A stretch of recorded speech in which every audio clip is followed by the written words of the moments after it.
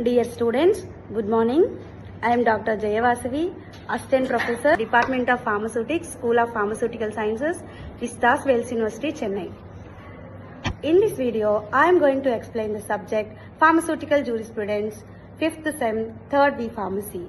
As per the PCI syllabus, let's get into the topic. Schedules are the backbone of drug regulation in India. In today's session, student will learn which drugs needs the prescription, which drug needs the special storage conditions, and which are the narcotic drugs and which can be sold as a OTC drugs, over-the-counter drugs. Today, we will discuss a detailed study of important drug schedules. This topic is very important for B.Pharm, PharmD, and also for the GPAT, NIPER, Drug Inspector and other competitive government examinations. So let's discuss the topic in a simple way. What are the drug schedules? The Drugs and Cosmetics Act 1940 and Rules 1945 have divided drugs into the different schedules from A to Y.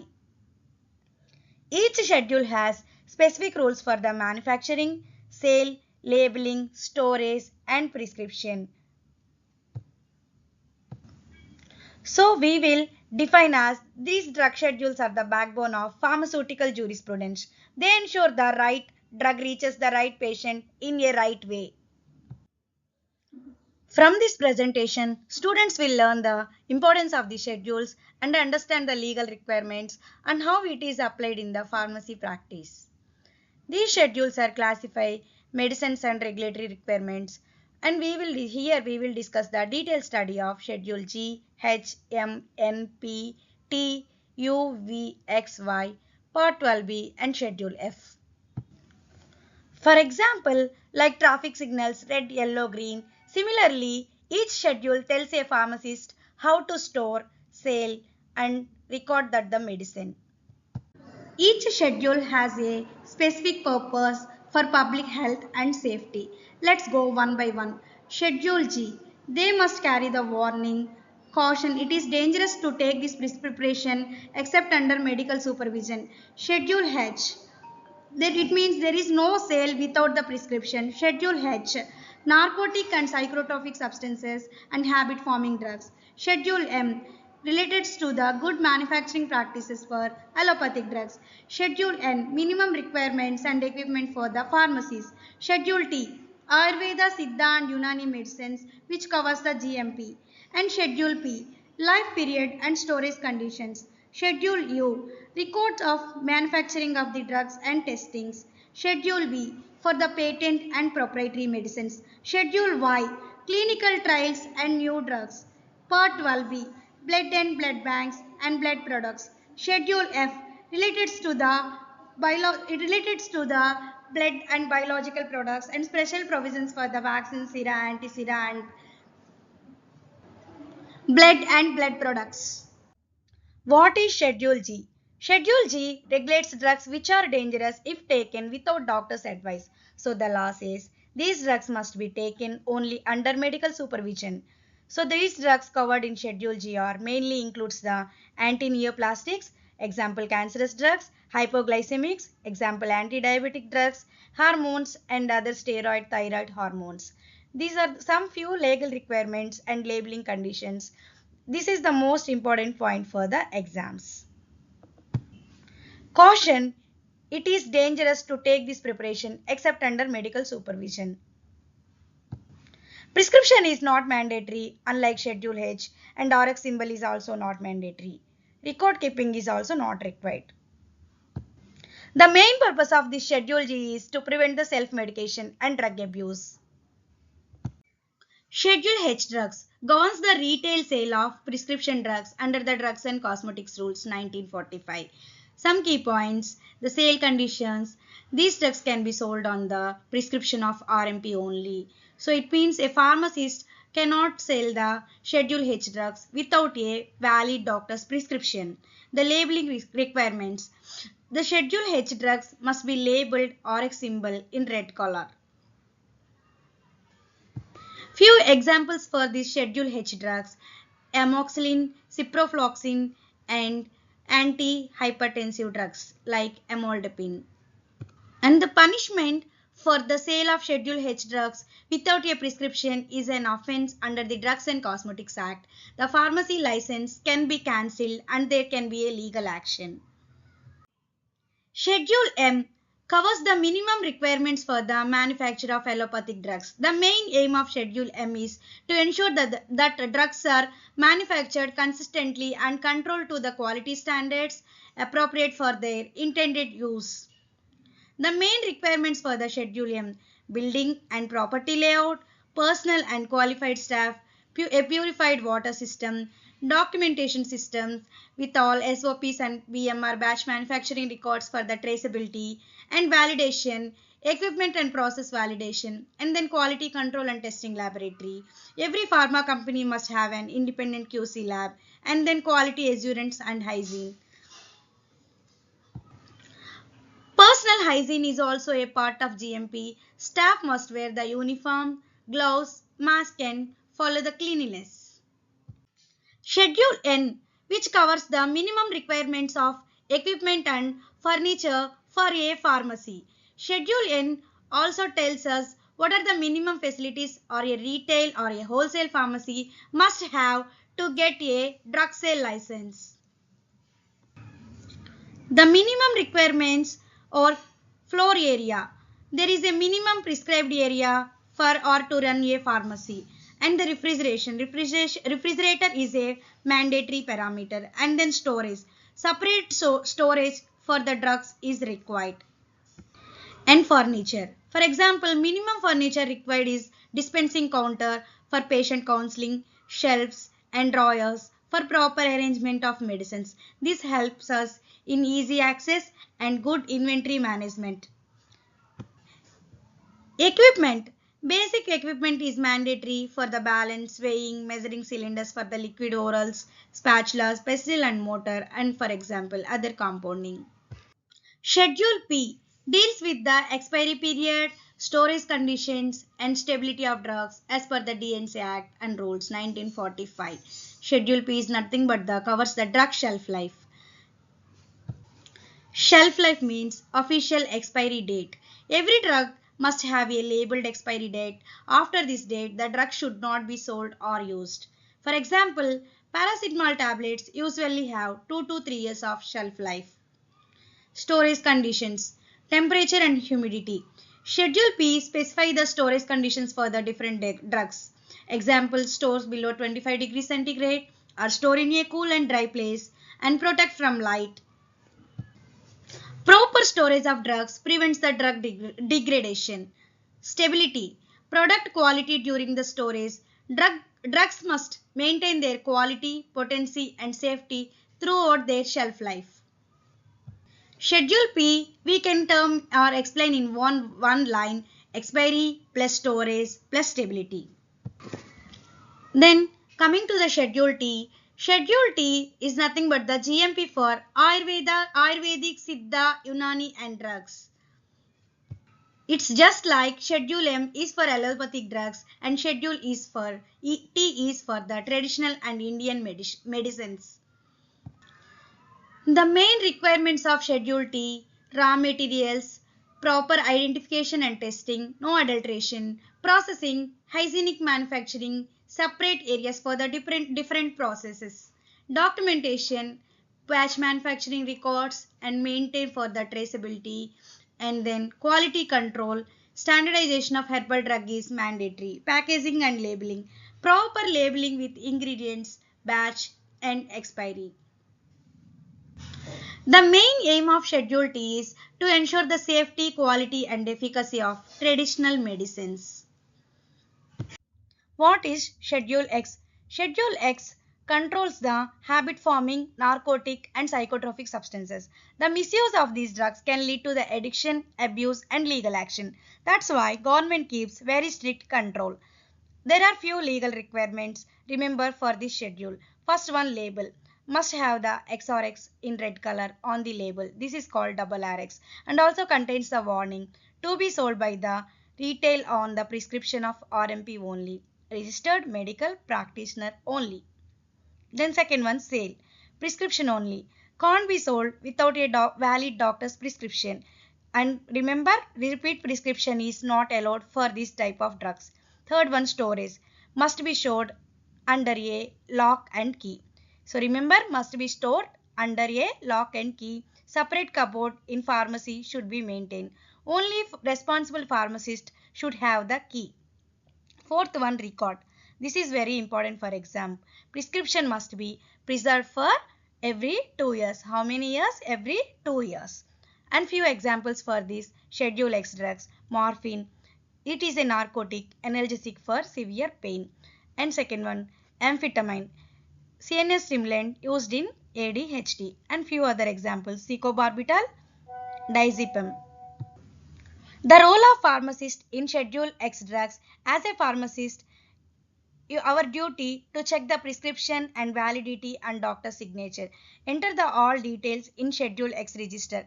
Keeps the drugs in locked alarm and don't give without the prescription even in emergency. This schedule protects the society from drug abuse. The Schedule X we will remember as habit forming, narcotic psychotropic plus, XRX in red plus, prescription only plus, under lock and key, and the records for every 2 years. And few examples: morphine, amphetamine, barbiturates. Schedule U, manufacturing records. Schedule U comes under the DNC Act, and the main purpose of the schedule to ensure the traceability and accountability in drug manufacturing. Every batch of drug manufactured must have a complete documentation. These schedule contains some main contents: batch number and identification, formula and ingredients, quantity and batch size, processing details, packaging details, testing and QC results. For the batch number and identification, every batch must have a unique batch number and manufacturing date. Coming to the formula and ingredients, name and quantity of each ingredients used and formula should be matched with the approved license. Then coming to the quantity and batch size, total quantity of raw materials used and total quantity of finished product obtained. Processing details, step-by-step description of the manufacturing process, mixing, granulation, compression, temperature and time, etc. Coming to the packaging details, details of the packaging materials used, label and quantity packed. And then coming to the testing and QC results, details of the quality control tests performed and results approved by the quality control head before the release. And why the Schedule U is important for recall, investigation and audit. If any problem occurs, we can trace back which the batch and who made it and what materials are used. In one line, Schedule U is equal to batch manufacturing record. Then coming to the Schedule V. Schedule V, patent and proprietary limits. The purpose of the Schedule V regulate the specification for patent and proprietary medicines. The drugs whose formula is patented or whose name is proprietary and not disclosed fully. The Schedule V gives a historical reference standard for such drugs. Nowadays, its relevance is in exams is limited because most drugs comes under the pharmacopoeias. Schedule V gives a historical reference standard for such drugs, but nowadays its relevance in exam is limited because most drugs comes under the pharmacopoeias. Schedule Y, clinical trial requirements. What is this clinical trial requirements? Before any new drug reaches you in a medical shop, it goes through the testing on humans. But who decides how the testing happens? The answer is Schedule Y of Drugs and Cosmetics Act Rules 1945. According to the Schedule Y, which regulates the guidelines for importing of manufacturing of new drugs, it mainly deals with the clinical trials. It defines how a new drug is tested for safety and efficacy before approvals. And some few key areas related to the Schedule Y. Phases of the clinical trials. First one, phases will be the phase 1 to 4. Second one, animal toxicology data. Before human trials, company must submit a animal data to prove the drug is not toxic to the CDSCO. And third one, ethics committee clearance mandatory. So no trial can start without the approval from the institutional ethical committee. They protect the rights and safety of the volunteers. And also it contains must have an approved protocol before starting of the trial and informed consent from the patient must sign after the understanding risk and benefits and safety monitoring. Adverse event reporting is monitoring of the adverse effect is must, and then also follow the GCP good clinical practice. International ethical and scientific quality standard for the trials should be followed. And then clinical study report. After the each trial, final report must be submitted. CDSCO. What is the CDSCO? Central Drug Standard Control Organization under DCGI. The role of pharmacists in clinical research ensure the IEC approval, informed consent is taken and follow the GCP guidelines, monitor and report the adverse drug reactions, and finally maintain the proper documentation. Schedule F Blood Bank governs the standard protocols for blood and processing blood products, covers the production, testing, labeling, and packaging of various blood products.